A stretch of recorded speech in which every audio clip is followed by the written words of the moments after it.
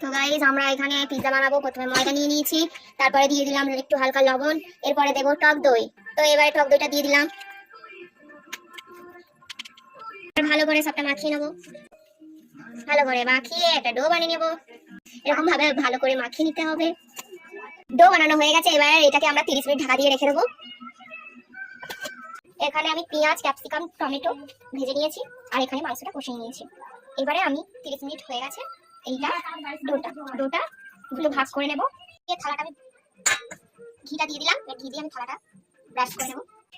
এটা আমি চেপে চেপে এবার হাত দিয়ে চেপে চেপে সাইজ বানাবো।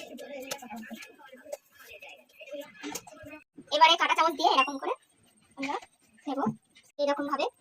দেখো, তো আমাদের কাছে পিৎজা সস ছিল না বলে কিষান সস দিলাম অল্প করে। এবার সেটাকে আমরা ভালো করে ছড়িয়ে দেবো রুটির গায়েটায়। তারপরে আমরা দিয়ে দেবো একটু চিলি সস।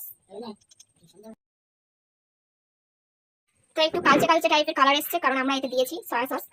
তো সয়া সস দেওয়ার ভিডিওটা আমরা তুলে নিই। এক করে সব ভাজা জিনিসগুলো দিয়ে দেবো। এরকম পেঁয়াজ, ক্যাপসিকাম, টমেটো, ক্যাপসিকাম, পেঁয়াজ এক এক করে আমি চারিদিকে চারপাশে দিয়ে দেবো। একটু চিকেন এরকম করে সাজিয়ে দেবো।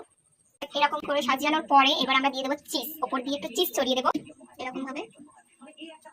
চিজ দিয়ে দিয়েছি, দেওয়া কমপ্লিট চিজ।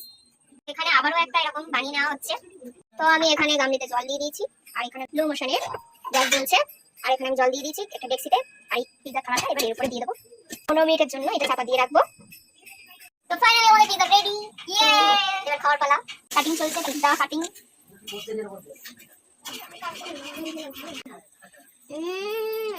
টেস্টি কেমন হয়েছে?